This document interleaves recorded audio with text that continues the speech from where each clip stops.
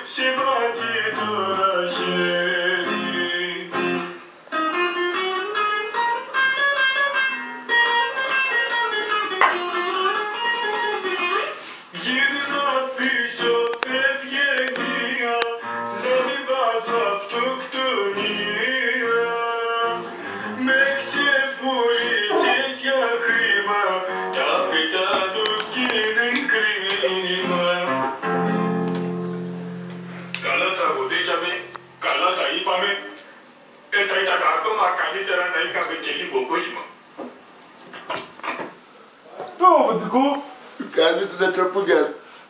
Τι είπατε και είσαι φορτωνιασμένος. Άντε ρε, λάκα. Συγγνώμη ρε αφεντικό. Παρά της έκανε και όλα η ευγενία. Έλα μωρέ, κάνε ένα τσιγάρο να πάνε πίκρες κάτω. Εσύ, πού βρήκες τσιγάρο. Έχουμε κι εμείς τις αβάντε. Περίμενε αφεντικό. Είσαι και τηλέφωνο ρε αστροπόγια.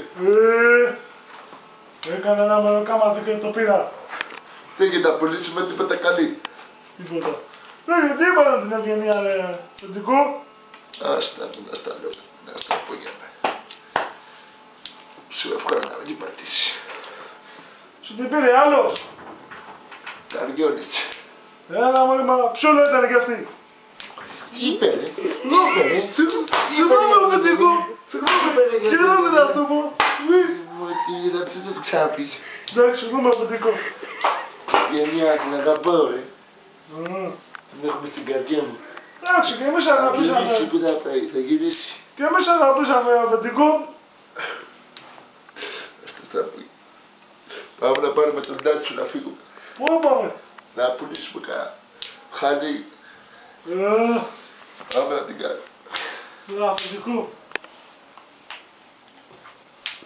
Άντε προχώρα! Στον τόπο. Συγγνώμη αφεντικό.